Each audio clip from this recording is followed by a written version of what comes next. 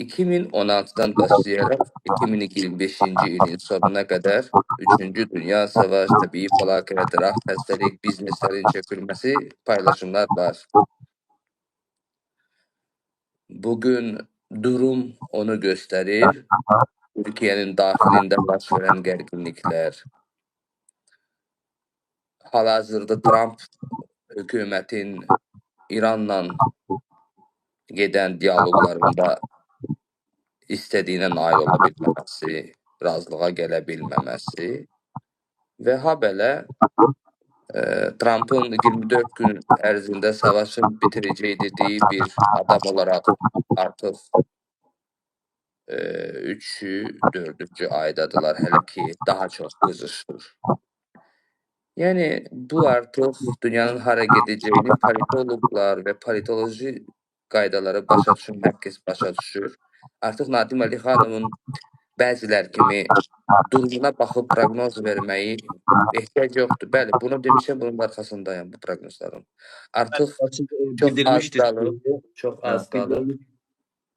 Bizim İran üzərində 40 ildir deyirdilər ki,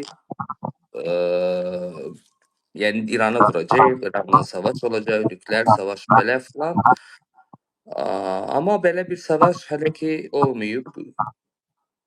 Bu keçən ildə İsraillə İran arasında bir balaca, bir günlük, bir neçə saatlıq bir-birini hədələyən raketlərin atılması oldu, amma başqa heç nə olmadı. Amma bu dəfə olacaq. Hisslərim bunudur. Yəni çox uzatmağa nə lazımdır ki, mən politolog kimi. Biz görüntünü kimi belə çox belə kino kimi görüntünü görmürük. Sadəcə biz hisslərimizlə nəinki İran, bölgə qarışacağını hiss edirəm və bunda o tərəfdən Rusiya, Avropaya doğru, Belarusiyaya qalxacaqlar savaşa. Buradan da İran, Yemen, Suriye üzərindən İsrail artıq savaşdadır zaten görünmədiyi halında.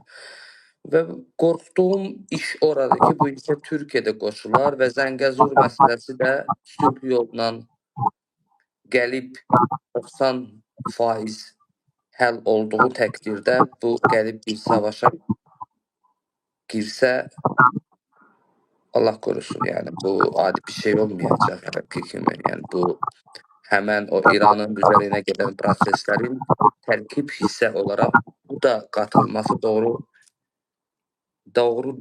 düşünmürəm. Yəni ki, bu artıq hisslərin baş verəcəyini deyir.